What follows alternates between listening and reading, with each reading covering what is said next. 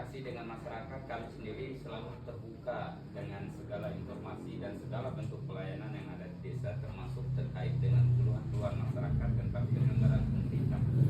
Kita tahu sendiri bahwa memang ada banyak hal yang menjadi persoalan di pemerintah desa, terutama masalah kepercayaan masyarakat terhadap pemerintah yang saat ini ya memang harus diakui mulai dari atas sampai ke bawah memang sangat minim terkait dengan kepercayaan publik terhadap kinerja daripada pemerintah. Walaupun demikian, kami di sini tetap berupaya untuk bisa membuat masyarakat itu merasa percaya dan jauh lebih percaya lagi tentang kami yang ada di desa, terutama dalam penyelenggaraan pemerintahan desa, baik penyelenggaraan keuangan maupun mulai dari perencanaan hingga eksekusi dan tahap pada tahap laporan pertanggungjawaban. Itu selalu melibatkan masyarakat. Kami selalu menyiapkan berbagai macam papan informasi dan pemberitahuan dan sosialisasi terkait pelaksanaan kegiatan yang ada di pemerintah desa, terutama menyangkut dana desa dan sejauh ini memang kami masih terkendala terkait dengan SDM, walaupun kami di sini memang secara struktur organisasi pemerintah desanya melalui SDM, sistem tata kelola kerjanya, SOTK kerjanya memang masih menggunakan sistem yang menggabungkan antara tugas yang satu dengan yang lain. Namun di 2-3 tahun terakhir ini saya terus memberikan pandangan, memberikan wejangan kepada mereka melalui pembinaan khusus terhadap perangkat desa.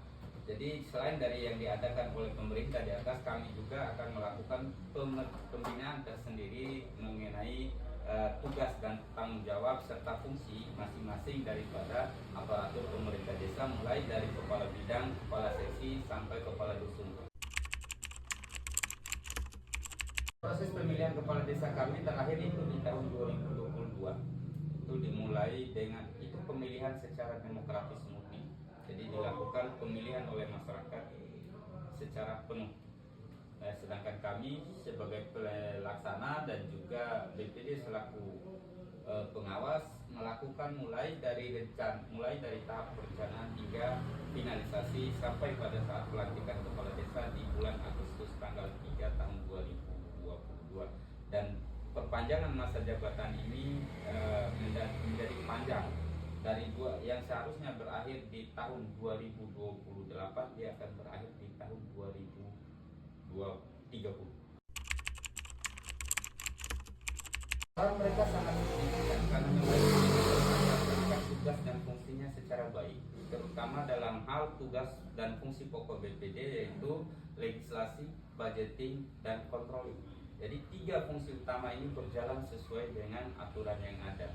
Jadi kami sendiri selaku pemerintah desa dan pemerintah desa bersama BPD dalam hal ini terus melakukan berbagai macam upaya untuk bisa terus meningkatkan sinergitas kerja antara kami dan BPD supaya tidak terjadi hal-hal yang tidak diinginkan yang terjadi di desa. Mengingat BPD adalah selaku wakil masyarakat yang ada di pemerintahan desa.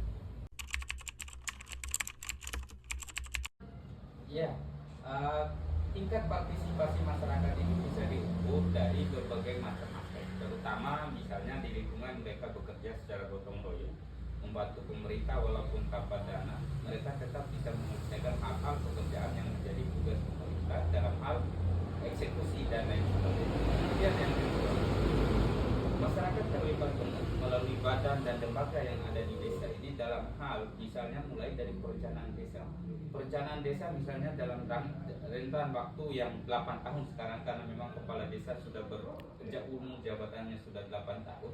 Jadi mereka ini akan terlibat mulai dari awal tersusunnya perencanaan desa, terutama jangka RPJM namanya, rencana kerja pemerintah desa dalam jangka waktu menengah, yang akan dituangkan dalam RKP desa. Itu dimulai dengan musyawarah di tingkat dusun, kemudian ada musyawarah di tingkat desa, musyawarah desa, kemudian ada musrembang desa, dan ada musrembang musyawarah desa tentang penetapan segala macam aturan yang ada di desa, terutama penetapan rencana kerja tahunan desa yang dijabarkan dari RPJM desa. Dalam rangka ini kan rencana pembangunan jangka menengah desa RPJM, kemudian dituangkan dalam RKP dalam setiap 1 tahun, rencana kerja 1 tahun, kemudian akan dilakukan dengan APBDes, musyawarah penetapan APBDes, baru kemudian itu akan bisa dieksekusi oleh pemerintah desanya setelah ditetapkan melalui musyawarah desa. Ya, tingkat partisipasi masyarakat ini bisa diukur dari berbagai macam aspek, terutama misalnya di lingkungan mereka bekerja secara gotong royong, membantu pemerintah walaupun tanpa dana, mereka tetap bisa menyelesaikan hal-hal pekerjaan yang menjadi tugas pemerintah dalam hal eksekusi dan lain sebagainya. Kemudian yang kedua, masyarakat terlibat melalui badan dan lembaga yang ada di desa ini dalam hal misalnya mulai dari perencanaan desa. Perencanaan desa misalnya dalam rentan waktu yang 8 tahun sekarang, karena memang kepala desa sudah bekerja umum jabatannya sudah 8 tahun.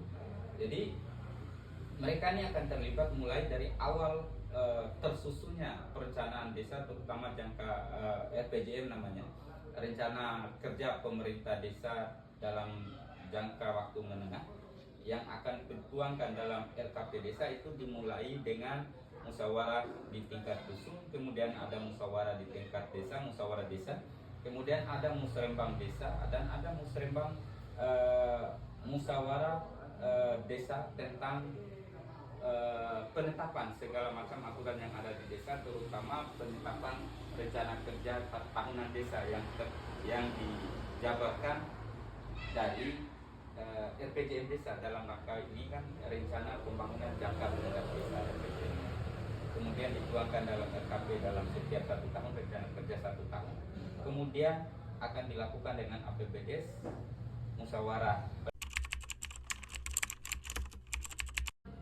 Ya, tingkat partisipasi masyarakat ini bisa diukur dari berbagai macam aspek, terutama misalnya di lingkungan mereka bekerja secara gotong royong, membantu pemerintah walaupun tanpa dana, mereka tetap bisa menyelesaikan hal-hal pekerjaan yang menjadi tugas pemerintah dalam hal eksekusi dan lain sebagainya. Kemudian yang kedua, masyarakat terlibat melalui badan dan lembaga yang ada di desa ini dalam hal misalnya mulai dari perencanaan desa.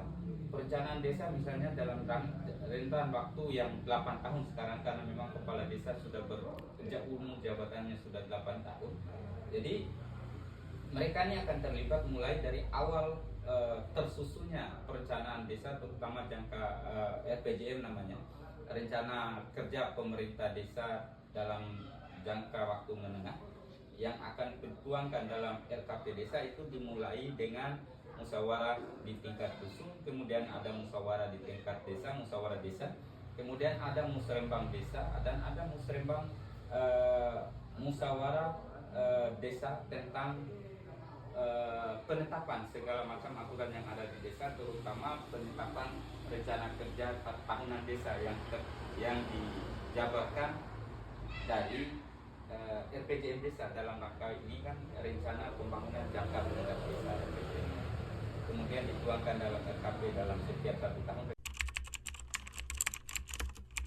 Peningkatan partisipasi masyarakat tidak lain dan tidak bukan kami terus melakukan keterbukaan informasi publik terkait dengan apa saja yang ada di desa. Jadi mereka ini akan berpartisipasi karena ada melihat nilai dan daya juang kami di sini dalam hal meningkatkan ekonomi masyarakat, mempermudah akses masyarakat dalam hal pertanian dan lain sebagainya. Contoh, kami setiap tahun selalu membuat terobosan-terobosan baru terkait dengan pelaksanaan pemerintahan yang ada di desa untuk pemberdayaan masyarakat. Pertama, kami selalu relevan terhadap masyarakat. Jadi kepercayaan publik itu adalah tulang punggung utama daripada pelaksanaan pemerintahan desa. Yang kedua, kami selalu terbuka dalam hal permohonan informasi dan lain sebagainya. Mereka tanpa memohon mereka bisa datang. Contoh, papan informasi desa untuk anggaran 1 tahun itu kami tempelkan di tiap dusun. supaya masyarakat tidak bertanya-tanya lagi, oh ini anggarannya segini, ini anggarannya segini. Di setiap pelaksanaan kegiatan kami selalu buatkan papan nama proyek dan kegiatan dan lain-lain. Sehingga masyarakat percaya sama kami. Dan mereka tidak lagi berpikir bahwa kami menggelapkan dana desa ataupun memakan uang desa dan lain sebagainya. Tetapi ya memang ini tantangan yang paling berat itu adalah menjaga kepercayaan masyarakat, menjaga kepercayaan publik terhadap kebijakan pemerintahan desa. Berarti setiap ada penyelenggaraan itu selalu terbuka. Selalu terbuka, dan juga beberapa sosialisasi yang terus kami lakukan. Misalnya kami di sini kan setiap acara mau hajatan, sunatan, mau nikah dan lain sebagainya kan itu ada rapat kampung. Apalagi seperti di desa, di kelurahan asalnya juga saya dengar begitu. Saya juga pernah hadir di situ waktu pernikahan saudara saya yang ada di sini atau keluarga kami yang ada di sini. Rekomendasinya yang paling utama adalah bagaimana menciptakan kesadaran hukum. Itu rekomendasi. Jadi misalnya saya pernah berkeinginan bahwa di pemerintahan Desa Tori ini dibentuk salah satu lembaga yang bisa memberikan pandangan-pandangan terkait dengan hukum dan perkara pidana, perkara perdata dan lain sebagainya.